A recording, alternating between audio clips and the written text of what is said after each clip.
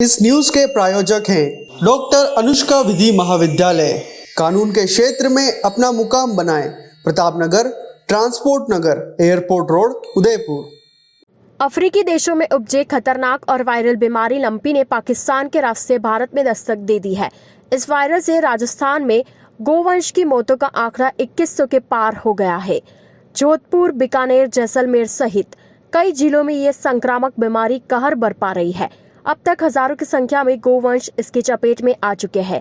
बैल, सांड, भैंसों में भी यह बीमारी फैल रही है। लगातार फैल रही इस वायरस के बारे में अलर्ट भारत न्यूज ने विशेषज्ञ और पशुपालन विभाग उदयपुर के संयुक्त निदेशक डॉक्टर सूर्य प्रकाश त्रिवेदी से बात की। तो सुनिए उन्होंने वायरस के बारे में क्या कुछ कहा। 2.5 साल से जहां पर पूरी दुनिया कोरोना वायरस से जूझ रही थी, वहीं पर अभी एक और वायरस आ चुका है। जी हाँ, जिस वायरस की हम बात कर रहे हैं वो है लंपी वायरस।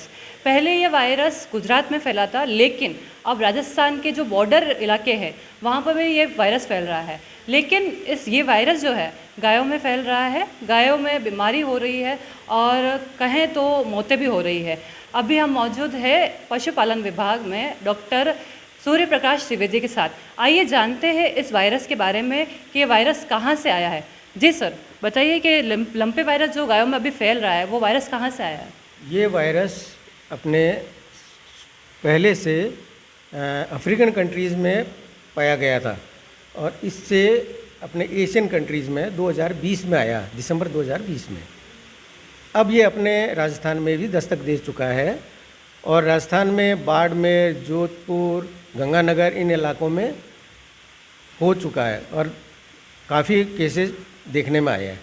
अब ये अपने उदयपुर ज़िले में भी कुछ ब्लॉक्स में बिखरे हुए केस दिखाई दे रहे हैं जिनका चिकित्सा की जा रही है और ये निरंतर लोगों की अज्ञानता के कारण फैलता जा रहा है। सर, लंपी वायरस जो है वो गायों में फैल रहा है ना, तो इसके सिम्टम्स क्या होंगे ताकि जो पशुपालक कर रहे हैं या जो पशु को पालते हैं उनको पता चलेगा? लंपी स्किन डिजीज से जो भी पशु संक्रमित होगा वो पशु को आँखों से पानी बहना, नाक से पानी बहना, लार गिरना और आँखों में लालासी होगी और सबसे बड़ा लक्षण होगा वो चमड़ी पर गठाने दिखाई देंगी। उसकी ग्रंथियाँ बड़े बड़े फोड़े जैसे गांठें होंगी और वो गांठें धीरे धीरे इलाज अगर नहीं करवाते हैं तो धीरे धीरे फूट करके घाव का रूप लेती हैं और वो सेकेंडरी कॉम्प्लिकेसी इन्फेक्शन होकर के कॉम्प्लिकेसी पैदा करती है। सर, इनिशियल स्टेज पर क्या ट्रीटमेंट ले सकते हैं ताकि गायों की जो मौत है वो ना हो? कुदरतन अगर देखें तो इस बीमारी से मृत्यु दर लगभग 10% से भी कम है। हाँ, फैलने में तो ये 5 से 45% तक फैलता है दर से, तो मृत्यु दर तो इतनी नहीं है, लेकिन ये ज़रूर है हमको इससे लॉस ज़रूर होता है। पशु खाएगा नहीं तो उत्पादन कम होगा, प्रभावित होगा, ये दूसरे पशु को रोग दे सकता है। इसके लिए हमको अपने कदम उठाए जाने चाहिए। सर, लंपी वायरस जो है वो गायों में फैल रहा है ना, तो इसके सिम्टम्स क्या होंगे ताकि जो पशुपालक कर रहे हैं या जो पशु को पालते हैं उनको पता चलेगा? लंपी स्किन डिजीज से जो भी पशु संक्रमित होगा वो पशु को आँखों से पानी बहना, नाक से पानी बहना, लार गिरना और आँखों में लालासी होगी और सबसे बड़ा लक्षण होगा वो चमड़ी पर गठाने दिखाई देंगी। उसकी ग्रंथियाँ बड़े बड़े फोड़े जैसे गांठें होंगी और वो गांठें धीरे धीरे इलाज अगर नहीं करवाते हैं तो धीरे धीरे फूट करके घाव का रूप लेती हैं और वो सेकेंडरी कॉम्प्लिकेसी इन्फेक्शन होकर के कॉम्प्लिकेसी पैदा करती है। सर, इनिशियल स्टेज पर क्या ट्रीटमेंट ले सकते हैं ताकि गायों की जो मौत है वो ना हो? कुदरतन अगर देखें तो इस बीमारी से मृत्यु दर लगभग 10% से भी कम है। हाँ, फैलने में तो ये 5 से 45% तक फैलता है दर से, तो मृत्यु दर तो इतनी नहीं है, लेकिन ये ज़रूर है हमको इससे लॉस ज़रूर होता है। पशु खाएगा नहीं तो उत्पादन कम होगा, प्रभावित होगा, ये दूसरे पशु को रोग दे सकता है। इसके लिए हमको अपने कदम उठाए जाने चाहिए। सर, लंपी वायरस से कोई इंसानों को कोई खतरा है? अभी तक में ये प्रतिपादित नहीं हुआ है कि जो जूनोटिक इम्पोर्टेंस का हो, ये दूसरे कोई भी स्पीसीज़ में नहीं दिखाई दिया है। तो इसका अभी तक में कोई ऐसा प्रतिपादन या ऐसा देखने में नहीं आया है। सर, लंपे वायरस गायों में ना फैले या उसके बचाव क्या कर सकते हैं हम? इसके सबसे बड़े तरीका ये है कि अगर प्रिकॉशनरी तौर पे वैक्सीन लगा दिया जाए। ये भारत सरकार के गाइडलाइन में दे दिया गया है। हालांकि इसका खुद का जो गोट पॉक्स और शीप पॉक्स की स्ट्रेन्स हैं, उनके वैक्सीन से इसमें बचाव की इम्यूनिटी पैदा होना ये प्रतिपादित हुआ है, ये देखा गया है, ये भारत सरकार की तरफ से कहा गया है। और इसके अलावे अगर इन्फेक्शन हो चुका है, यानी जो इन्फेक्टेड नहीं है, स्वस्थ हैं, उनको तो वैक्सीन लगाई जा सकती है प्रिकॉशनरी तौर पे, प्रोफाइलैक्टिक तौर पे।